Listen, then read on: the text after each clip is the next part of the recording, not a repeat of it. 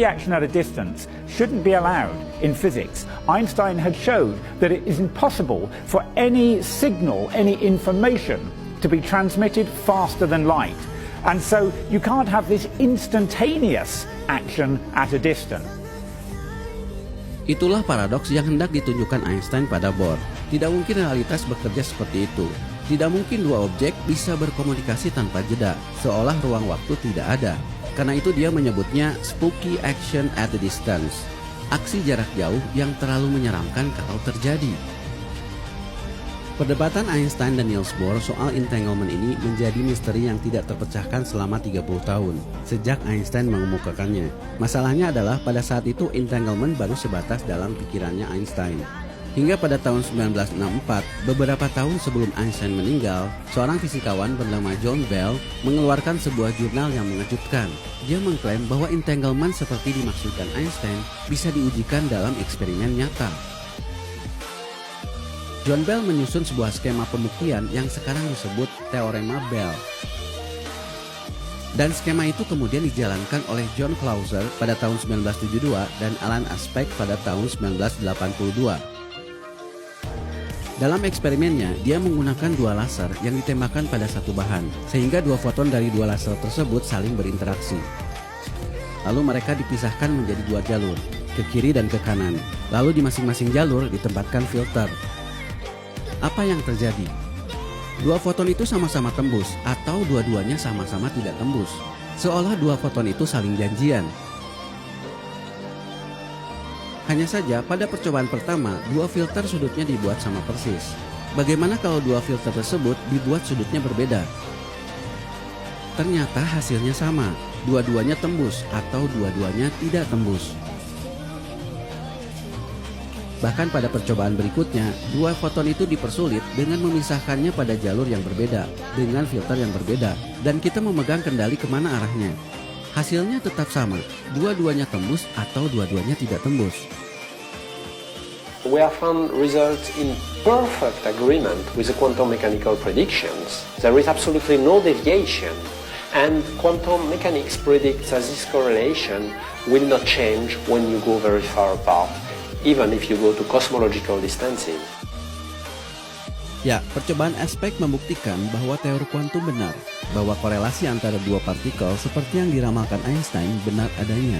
Sekaligus membuktikan bahwa Einstein salah. Dua partikel ini, yang dalam percobaan ini diwakili oleh foton, betul-betul saling mempengaruhi secara instan begitu dilakukan pengukuran. So that I'm obliged to admit that the quantum correlations exist in the world, and if we are to explain them and not just accept them as given, if we are to explain them, we are obliged to invoke something like actions going faster than light from one place to another. Nah, tapi para ilmuwan belum puas, karena bisa jadi entanglement hanyalah ilusi, karena ada pengaruh settingan instrumen. Lagi pula, dalam percobaan Alan Aspect, jaraknya terlalu dekat. Maka para ilmuwan pun terus melakukan percobaan ini berulang-ulang dengan berbagai model eksperimen. Salah satunya yang dilakukan oleh Anton Zeilinger pada tahun 2018. Dia dan timnya melakukan pembuktian entanglement dengan jarak sekitar 1 km, menggunakan dua observatorium di pegunungan Canary Island. Dua foton dikirimkan ke dua observatorium ini. Selain itu, dua teleskopnya digunakan untuk menangkap foton dari bintang yang jaraknya miliaran tahun cahaya, yang digunakan untuk mengontrol filter di kedua sisi. Sehingga tidak ada intervensi apapun terhadap proses entanglement selain apa yang dilakukan alam sendiri secara acak. Dan baru-baru ini NASA pun melakukan hal yang sama, tapi di luar angkasa menggunakan Space Station. Tujuannya agar jaraknya lebih jauh lagi, ratusan mil. Selain itu supaya bebas dari pengaruh cuaca. Nah, semua eksperimen ini walaupun dilakukan berulang kali tetap menunjukkan hal yang sama, bahwa fenomena entanglement bukanlah trik seperti yang dikatakan Einstein. Artinya teori kuantum tidak salah. Apa yang dikatakan Einstein sebagai spooky action at a distance benar-benar terjadi. Dan foto ini adalah untuk pertama kalinya fenomena entanglement direkam oleh sekelompok peneliti dari Universitas Glasgow, Paris. Mereka menyusun eksperimen sehingga setiap foton yang berpasangan bisa direkam. Hasilnya adalah gambar ini. This suggests that the world is not made of separate elements, but rather as one whole. All these things connected together over very long distances into a whole which is not analyzable into parts. Nah, pertanyaan sekarang, apa manfaatnya kalau fenomena ini terbukti?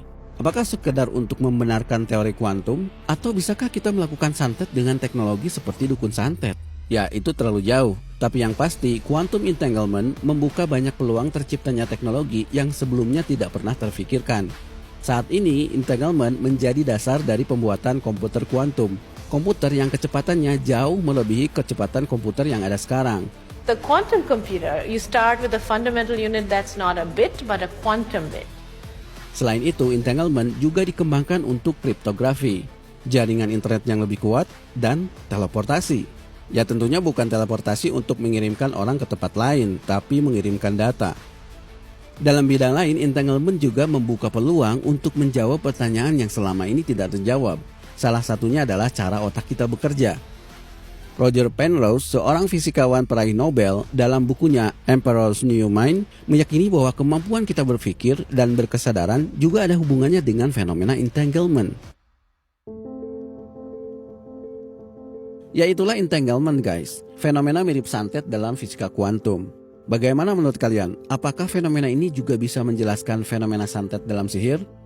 Sekedar spekulasi ya bisa-bisa saja. Tapi daripada berspekulasi, sebaiknya kita mengambil pelajaran dari perdebatan Einstein dan Niels Bohr.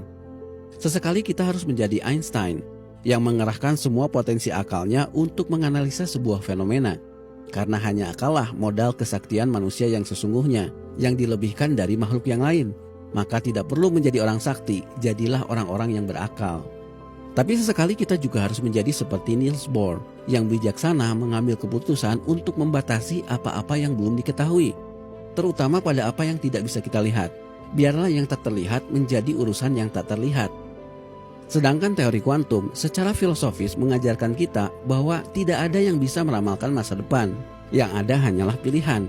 Bahkan dalam teori kuantum, partikel bebas memilih spin up atau spin down. Dan fenomena entanglement memberitahu kita bahwa apa yang kita pilih akan mempengaruhi yang lainnya, termasuk mungkin masa depan.